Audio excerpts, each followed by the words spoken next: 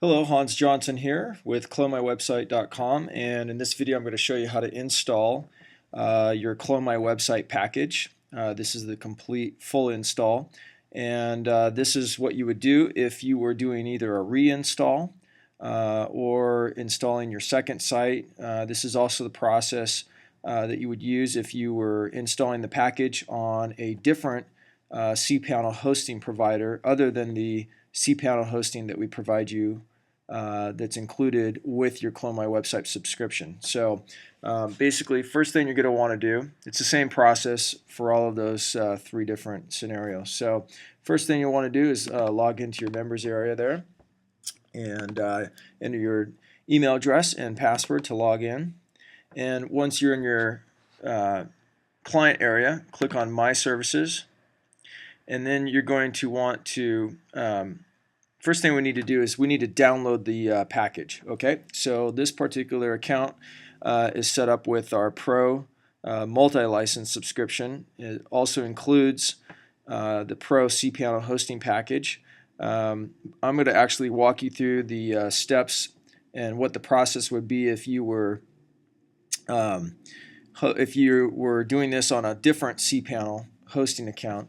But essentially, like I said, it would be the same thing if it was using the cPanel that we provide. We recommend that you use the hosting that we provided you because it's easier for our technicians to support it, and in our opinion, it's the best, highest quality hosting you can get.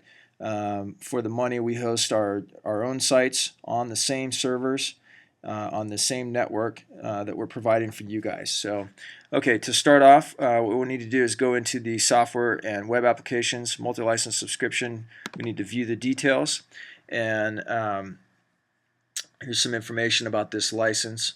We want to basically scroll down to this downloads area here, and we're going to download the Clone My Website full install. Again, this is a multi-license subscription, so you can confirm that here by what you view here. So all we want to do is basically click on that link, and it went into our downloads folder, or it's still downloading actually. A couple seconds left here. So as that downloads, basically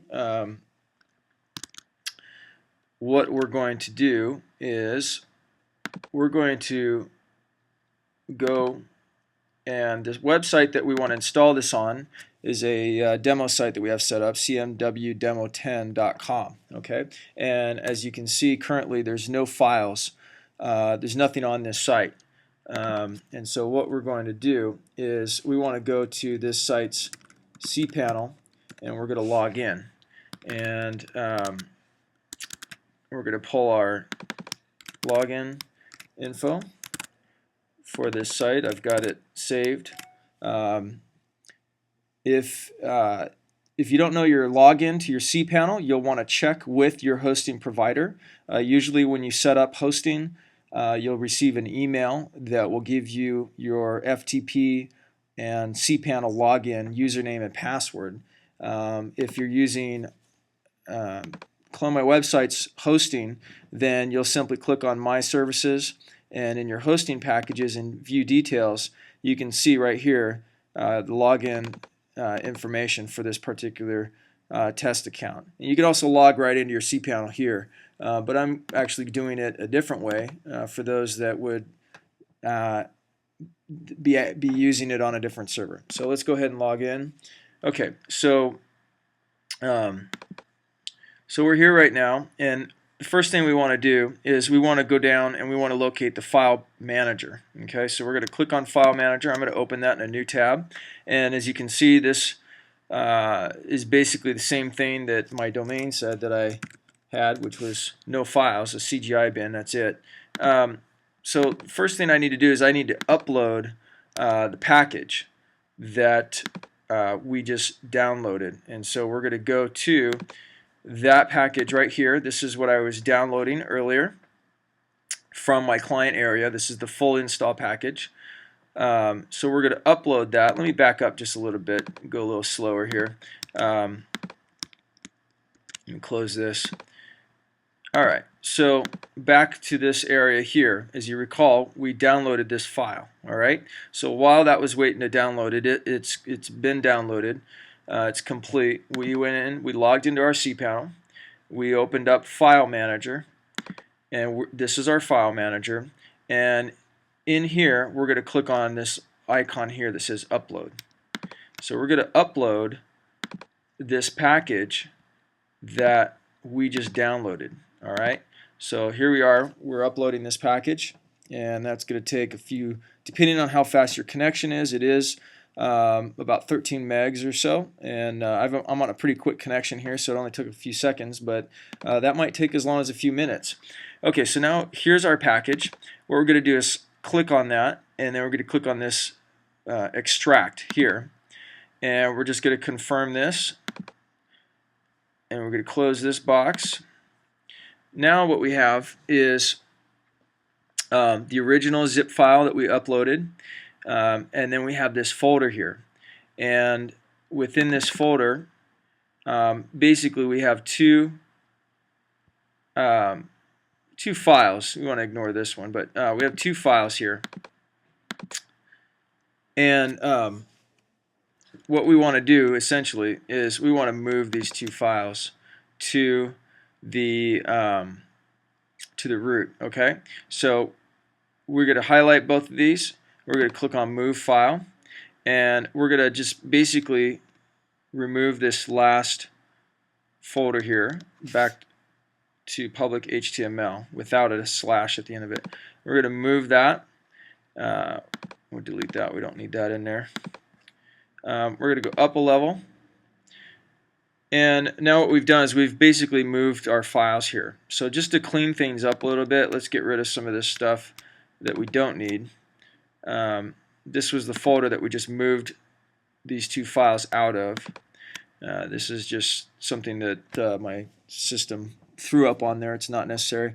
And then this was the original upload, which we don't need anymore. So let's just delete that, make it nice and clean. Alright, so here we see that we've got our backup of the site and then our import script here. We can verify that by refreshing the domain. And basically, all we need to do here is click on Import Buddy, and that's going to basically take us to our install script. We're going to hit Next. It's verifying that it's located our backup, so we're going to hit Next here. We do want to migrate to a new server, which is basically creating a new site. We hit Next. The files are extracted. We hit Next again. Now step 4 of 6 here is where you're going to enter your database settings. Well, we haven't created a database yet, so we're going to basically go back over to the cPanel, and we're going to scroll down and locate MySQL databases. And in here, where it says Create New Database, we're going to just type in WP, and it's going to create the database. After we create the database, we need to create a user. So we're going to come up with a user and also a password for that user.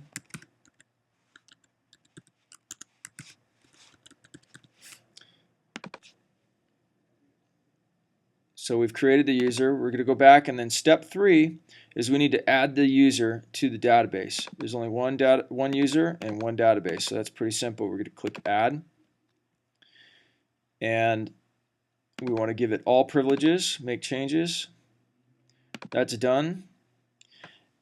Great. So basically what I'm going to do here is I'm going to copy the name of my database. Okay. It also has the database user here. But what I'm going to do is now I'm going to go back to step 4 of 6. And it's asking for my database name. I'm going to paste that in. Database user. I know it's admin. Password. I'll enter the password that I came up with. I'm going to test the login. It says the connection is succeeded. So I'm going to hit next step. Import's complete. I'm going to go through the last step here, removing the installation files. It's done. Okay, now what we want to do is we're going to go back and take a look at our site. And one of the things you're going to notice is you're going to get a license error. And so to fix that, what we need to do, basically what it's asking you to do, is to you need to add your license to the license config file. And to do that, we're simply going to, after our domain, we're going to hit /wp-admin and hit enter. That's going to take us into the admin dashboard of our site. Our site is actually up, but the site won't show on the front end until you've updated your license file. Okay, but you can access your dashboard here, which is great. And we want to scroll down to appearances. If that's not open, just click on it, and then editor. Now inside of editor, just scroll all the way down to the bottom and then come up a little bit to license config. Click on that, and you're going to see here that you've got a couple settings here. The one you're looking for says product license, and what you want to do is put your cursor right between those two quote marks. We're going to head back over to our client area, and we're going to grab this license key right out of here. We're going to copy that. If you're not sure where that's at, just in My Licenses, you want to go to Software and Web Applications, not the hosting package. Software and Web Applications. Click on View Details. Right there is the license key. Copy it. Back over to this file here. Paste it. Update the file. And now, when we view our site, hey, it's working. Awesome. So there's our site. It's pretty generic. It's ready for you to replace the logo, replace the header with your own custom version, or run your site without a header, which is nice and clean. And to start, there's only two settings, really one, that you need to enter to get your opt-in box running. Update the copy. There's some sample content in here. There's a welcome to your new website. But one of the things that you need to do, this is very important. Very first thing you need to do is go back to your site admin, and we want to change the user password, because the password for this site, in your notes, you'll notice it was set to the user being admin and the password being change me, and that's what's set up in your installation package. You need to change that password, because every person with a Clone My Website installation package has the same password, and you don't want your site to be accessible by other people. So you want to change this to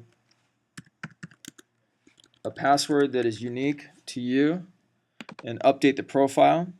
And now your site is unique, the password is unique, and it's secure. If you want to really make it secure, even more secure, if you're a security conscious person, you can create a new user.